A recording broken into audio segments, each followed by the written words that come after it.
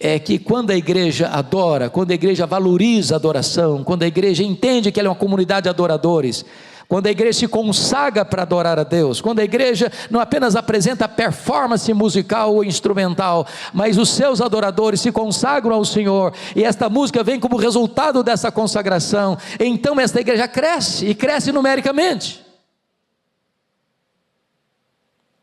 O louvor, além de trazer a bênção dobrada na porta de Efraim, leva a igreja ao crescimento numérico, porque esse louvor, como já foi dito aqui, é teologia cantada.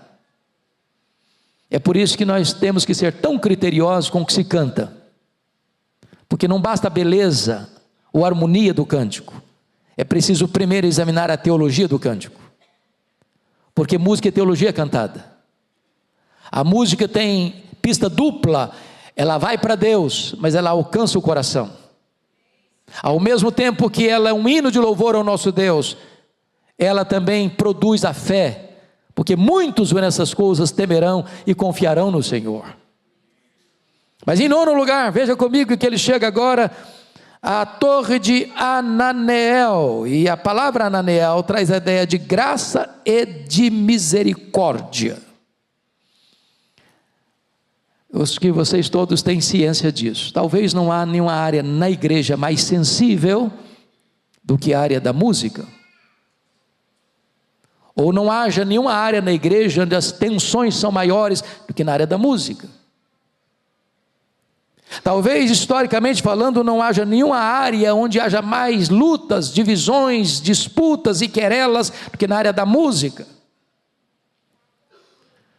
Talvez não há nenhuma área na vida da igreja mais atacada pelo diabo do que a área da música. Não dá para estufar o peito, não dá para ter vaidade, não dá para ter orgulho. É preciso que todos nós cheguemos à torre de Ananeel dizendo assim: eu preciso da misericórdia de Deus, eu dependo da graça de Deus. Essa é a mensagem que esta porta nos mostra. Mas amados, em 10º lugar, nós chegamos agora, diz o texto aí no versículo 39, à torre dos 100. E esta palavra 100 é a mesma palavra que está lá em Gênesis 26, versículo 12, quando Isaac semeou naquela terra árida e desértica e colheu a 100 por 1. A ideia da torre dos 100, meus amados irmãos, é a ideia da multiplicação, porque está escrito lá que a colheita de Isaac a 100 por 1 só aconteceu porque o Senhor o abençoava. Ou seja, a igreja vai experimentar multiplicação quando ela adorar a Deus, quando a música que ela oferece para Deus está fundamentada na palavra de Deus e debaixo da bênção de Deus, porque debaixo da bênção de Deus então haverá multiplicação. Há muita música e muitos cânticos no meio evangélico, meus amados, que não está, muita música que não está firmada nas Escrituras.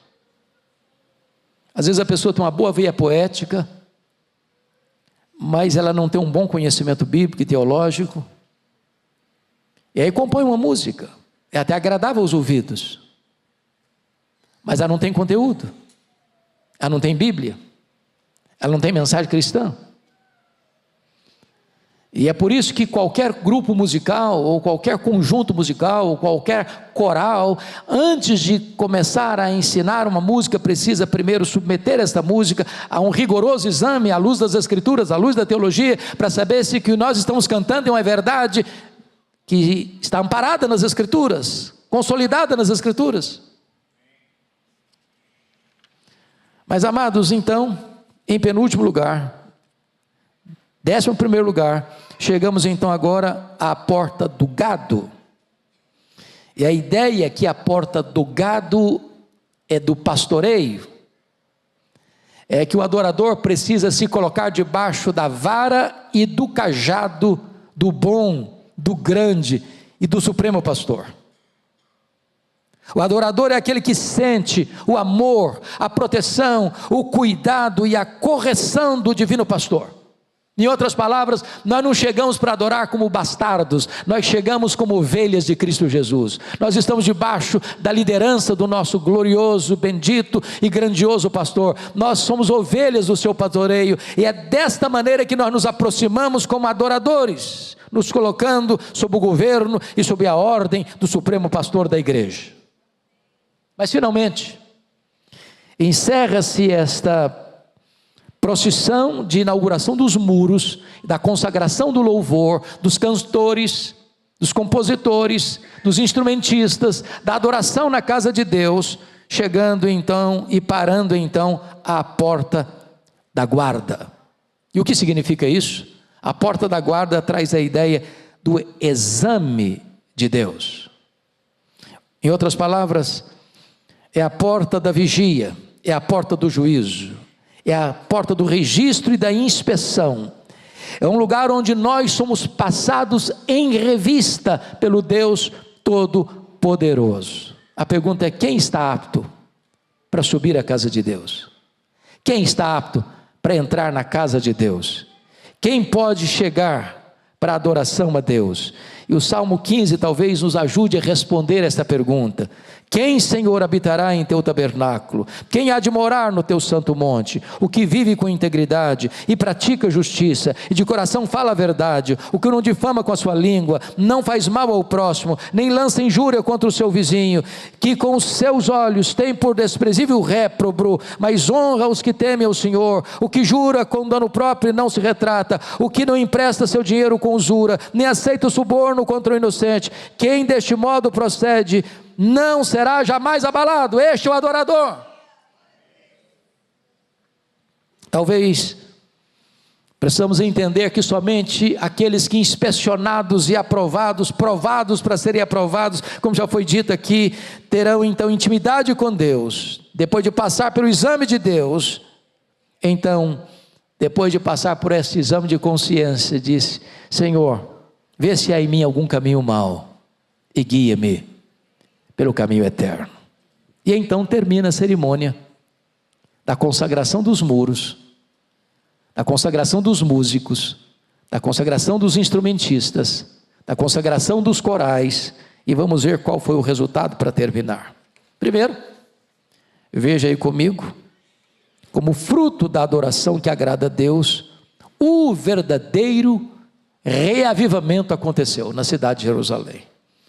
Olha o versículo 43 a 47 comigo, Neemias 12, 43, vamos ler o 43 e o 44, em voz bem alta, bem firme, todos juntos.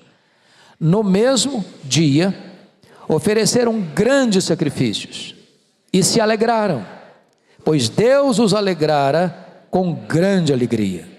Também as mulheres e os meninos se alegraram, de modo que o júbilo de Jerusalém se ouviu até de longe. 44, ainda no mesmo dia, se nomearam homens para as câmaras dos tesouros, das ofertas, das primícias e dos dízimos, para juntarem nelas das cidades as porções designadas pela lei, para os sacerdotes e para os levitas, pois Judá estava alegre, porque os sacerdotes e os levitas ministravam ali.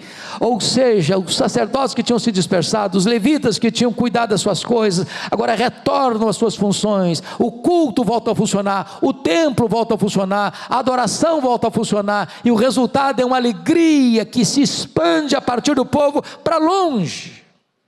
Por quê, meus amados irmãos? Quando o povo se consagra, primeiramente, Deus o alegra. Versículo 43 diz que foi Deus quem os alegrou. Não é uma alegria autoproduzida, não é um vapor emocional, não é uma alegria induzida pelo sentimentalismo, é uma alegria que vem de Deus. Segundo, a integração no louvor. Você nota aí no versículo 43 que as mulheres e os meninos também se alegraram. É o culto da família. São os sacerdotes, são os levitas, são os cantores, são os instrumentistas, são os compositores, são os homens, são as mulheres, são as crianças, a igreja toda, a família toda está reunida para adorar a Deus com muita alegria.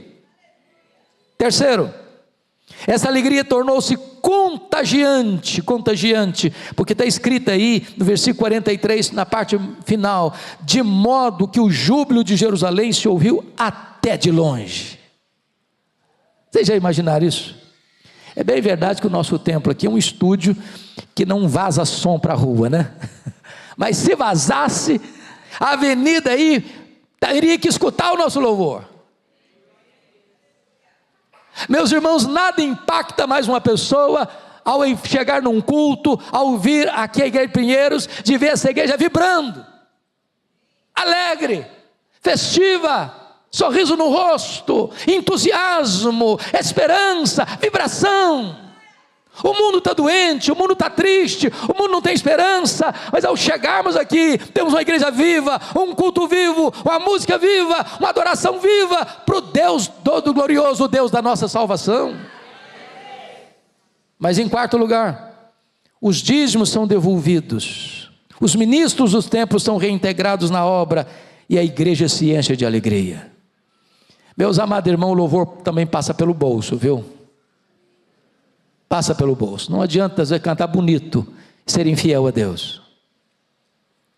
É preciso que a igreja compreenda esta verdade, de que Deus quer o nosso coração, e se Deus quer o nosso coração, Ele tem também o nosso bolso. Quais são as implicações? Os ministros se tornam mais cuidadosos do que tinham sido na obra.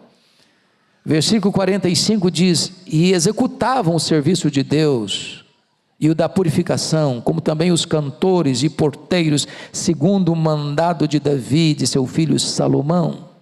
Segundo, o povo se tornou mais cuidadoso do que tinha sido na manutenção dos seus ministros.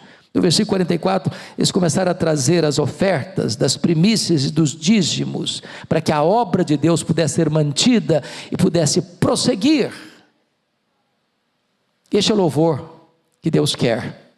Esta é a restauração do louvor, que aconteceu no ano 444 a.C., mas que precisa ser novamente revitalizada, hoje, aqui, agora,